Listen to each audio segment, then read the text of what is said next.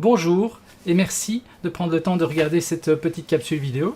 Mon nom est Franck Soher, je suis professeur à la Haute École Albert Jacquard dans la section jeux vidéo et je vais vous présenter dans les grandes lignes un de mes cours. C'est le cours d'histoire du jeu vidéo, plus précisément histoire de l'industrie du jeu vidéo, puisque en tant que futur professionnel de l'industrie, ce qui me semble important de voir, c'est l'autre côté de la barrière, c'est-à-dire on a une vision en tant que joueur, en tant que client, en tant qu'utilisateur du produit fini, mais qu'est-ce qui se passe derrière? Comment tout ça fonctionne et en particulier comment ça a évolué depuis toutes ces années pour devenir ce que l'industrie est aujourd'hui et nous donner aussi une perspective sur les possibilités de changement à l'avenir. Dans 2 ans, en 2022, l'industrie va fêter ses 50 ans. C'est en effet en 1972 que la première console, la Magnavox Odyssey, a vu le jour. Mais on va voir aussi à travers l'histoire que de nombreuses inventions ont précédé l'arrivée de cette première console. Et puis il n'y a pas que la console, il y a aussi le marché du jeu sur ordinateur.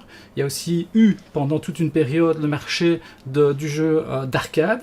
Donc on va suivre ces 3 lignes en parallèle et on va voir à travers ces 3 lignes les projets, les personnes, les sociétés qui ont compté pour façonner l'industrie telle qu'on la connaît aujourd'hui. Donc vous voyez, c'est un petit peu différent de juste faire l'histoire des jeux.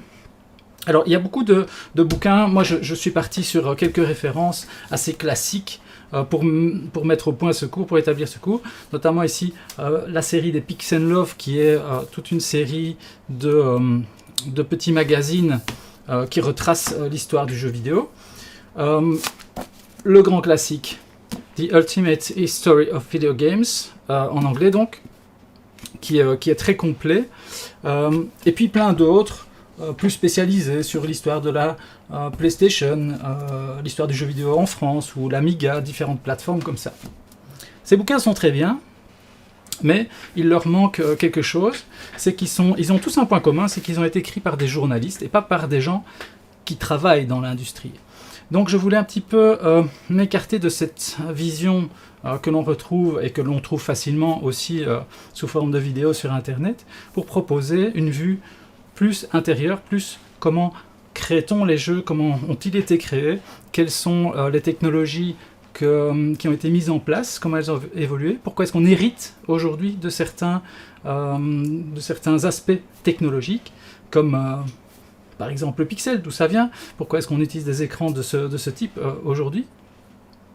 Et donc on va suivre comme ça toute une série d'éléments clés, de projets clés. Alors on pourrait se poser la question, mais à quoi ça sert finalement de comprendre tous ces détails? Ce qu'on veut juste, c'est créer des personnages ou des décors, des choses comme ça. Mais l'analogie que je peux faire, c'est l'analogie de la voiture. On pourrait se dire, est-ce que c'est vraiment nécessaire de comprendre la mécanique pour conduire une voiture? Eh bien, la réponse c'est non si vous êtes utilisateur, et donc pour le joueur ce n'est pas nécessaire, mais si vous êtes un pilote de Formule 1, croyez-moi, vous devez bien connaître le fonctionnement du véhicule. Et donc en tant que professionnel, c'est très important, parce que vous allez être amené à être confronté à des problèmes techniques, technologiques qu'il va falloir résoudre, et donc avoir tout ce background vous permettra de mieux appréhender ces problèmes. Alors c'est un cours qui est assez conséquent, il y a plus de 200 slides, un syllabus de plus de 60 pages, mais j'espère qu'à travers les exemples qui sont montrés, cela apporte suffisamment d'intérêt que pour pouvoir digérer tout ça de façon très agréable. Et puis pour cette petite vidéo, j'ai voulu synthétiser quelques exemples de ces projets par lesquels on va passer. Alors j'ai pris, comme premier exemple, j'en ai pris 5-6 ici, l'arrivée de l'informatique digitale, qui a évidemment créé une révolution. On sait que tous les appareils aujourd'hui sont numériques, mais on manipule de façon très abstraite aujourd'hui toute une série de choses. On parle de gigabits par seconde, on parle de terabytes d'espace de stockage, et il me semble qu'on les utilisateurs en tout cas perdent complètement la notion de ce que cela représente. Et donc, ce que l'on va voir dans le cours, c'est un petit peu... on va essayer de mieux sentir et de mettre dans le contexte toutes ces informations que l'on apprend de façon un petit peu abstraite. Par exemple, voici un bit. Voici un bit de 1952 d'un ordinateur IBM. Donc le bit, c'est quelque chose qui est la notion, l'atome finalement dans l'informatique numérique, digitale. Et vous voyez que c'est quelque chose qui, à l'origine, a quelque chose de vraiment concret. Et aujourd'hui, même si vous mettez des photos dans le cloud, quelque part, ces photos sont stockées quelque part sur des machines physiques. Donc il est bon de se rappeler, car dans l'utilisation des jeux vidéo, les contraintes temps réel font que l'on doit garder en mémoire toute cette finalité physique qui s'opère. Au final, ce que l'on construit va fonctionner réellement sur une machine physique. Et donc, il est bon un petit peu d'intégrer toutes ces notions. On va voir par exemple qu'avant les écrans, qui sont les écrans qui utilisent des pixels, les écrans modernes, les écrans de type raster, il y a eu toute une génération de jeux qui ont été développés sur des écrans de type vectoriel. Ce sont les écrans qui étaient utilisés notamment sur des oscilloscopes. Alors là, j'en ai un bien lourd. Voilà un oscilloscope des années 60. Et on va même faire un petit exercice avec ça. On va utiliser une application sur smartphone qui permet de générer un signal pour permettre à l'étudiant de comprendre la relation qu'il y a entre le signal, en l'occurrence un signal audio, et l'image que l'on peut produire et comment on pilote finalement le faisceau. Et on verra toute une série de jeux qui ont été produits avec ce type de technologie à l'époque. Un autre exemple qui est assez frappant, c'est la réalité virtuelle. C'est un hot topic pour l'instant. Il y a beaucoup d'évolutions. Et c'est vrai que ces dernières années, on a vu une évolution très très rapide sur ce domaine grâce à l'arrivée de technologies qui permettent d'afficher des images en très haute résolution dans les lunettes, et aussi à la technologie de tracking qui permet de suivre le mouvement et donc d'immerger le joueur dans un univers virtuel. Il faut savoir que le premier casque de réalité virtuelle a été inventé dans les années 60. Regardez un petit peu. En 1968 exactement, par Ivan Sutherland. Et on va voir que ce monsieur est un véritable génie puisqu'il a contribué énormément. Il est le père réellement de l'infographie. C'est lui qui a inventé les premiers outils d'imagerie assistée par ordinateur. Et donc les premiers outils. Et on voit que l'héritage est vraiment conséquent, puisque dans Photoshop, par exemple, les icônes que l'on retrouve, c'est lui qui les a inventées. C'est lui qui a inventé la notion même d'icône et d'outils où on remplace des commandes par des icônes visuelles. On le retrouvera plus tard également dans la 3D temps réel, puisqu'il a contribué notamment à des cartes graphiques qui ont fait du texturing dans sa société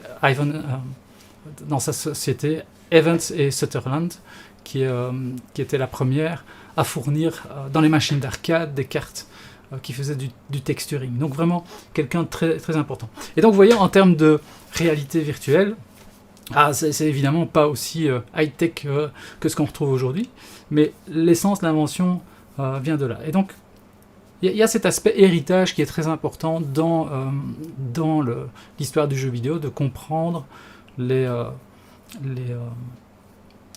éléments clés qui ont permis de développer ces technologies et de les faire évoluer jusqu'à aujourd'hui. Qu'est-ce qu'on a d'autre ? Un autre petit exemple qui peut être sympa à vous montrer, c'est l'arrivée des micro-ordinateurs. Alors, micro-ordinateur, il y en a un qui est emblématique et que j'affectionne particulièrement, les étudiants le savent, c'est le Commodore 64. Il y a aussi, là on le voit ici, l'Apple II, qui est arrivé en 1977, avant même le Commodore 64. Et toutes ces machines ont une importance capitale dans le développement de l'industrie du jeu vidéo, puisqu'elles ont permis les premiers créateurs, les premiers développeurs de s'intéresser et d'avoir accès surtout à des machines qui leur permettaient de créer des applications interactives, donc des jeux. Donc les premières générations de programmeurs typiquement, ont développé leurs skills, leur savoir-faire sur ces machines, ces premières machines qui étaient capables d'afficher des pixels et aussi de produire du son. Et on verra quelques exemples, on parcourra l'ensemble des machines principales qui ont compté et on pourra même faire des petits exercices sur ces machines-là. On parlait d'arcade tout à l'heure, on verra aussi qu'au début, les jeux vidéo, c'était essentiellement de l'électronique. Ça, c'est une carte d'arcade du tout début des années 90. Eh bien, faire un jeu, à l'époque, c'était, en tout cas pour le marché d'arcade, c'était littéralement faire de l'électronique. Donc ça, c'est un jeu. Et ça n'est capable de jouer que ce jeu-là. Il faut changer toute la carte si on veut avoir un autre jeu. Aujourd'hui, on a séparé, on a abstrait la notion de support matériel, de machine, et la notion de logiciel du jeu. Donc on va voir comment aussi ça a fini par apparaître, notamment avec l'arrivée du microprocesseur et des cartouches pour les consoles. Et puis, autre fait très important que l'on va voir, c'est l'arrivée de la 3D polygonale, et en particulier la 3D polygonale dans le marché des consoles. C'est arrivé d'abord en arcade, mais le marché de l'arcade s'est éteint dans les années 90. Donc, ce qui est plus pertinent pour nous aujourd'hui, c'est le marché de la console et du micro-ordinateur, du PC. Avec, on verra par la suite, l'arrivée des cartes graphiques. Mais c'est sur les consoles que, et en particulier la première PlayStation, que la 3D polygonale, texturée, celle qu'on utilise aujourd'hui, est arrivée dans les foyers, donc chez les joueurs à la maison. Voilà, et puis on ne peut pas parler de l'industrie sans parler aussi du business, de l'aspect business. On verra un petit peu comment tout cela fonctionne, quelles ont été les grandes étapes qui ont permis de mettre en place un business model qui soit relativement stable et qui fonctionne. On verra les évolutions, les différentes étapes principales par lesquelles il a fallu que ça passe, y compris un crash important en 1983, avant que l'industrie ne se réinvente. Ça c'est important, c'est qu'on va voir qu'il y a des choses qui sont immuables dans cette industrie, des choses que l'on utilise toujours aujourd'hui, qui ont été inventées il y a des dizaines d'années, et puis il y a des choses qui évoluent, qui changent très très vite. C'est une industrie où chaque année il y a des changements très importants, et c'est pour ça que c'est important aussi, je pense, pour l'étudiant de savoir observer l'évolution des choses pour pouvoir à un moment donné lui-même se réinventer quand le moment d'un changement dans sa propre carrière arrivera. Voilà, j'ai essayé de faire au plus vite parce que c'est un cours très dense, relativement chargé, et qui a en plus la particularité d'être de plus en plus chargé puisque l'industrie continue à grandir, à évoluer, et donc chaque année il y a des nouveautés qu'il faut intégrer dans toute cette histoire. Merci pour votre attention, j'espère que vous avez tenu le coup jusqu'au bout, et on se retrouve bientôt.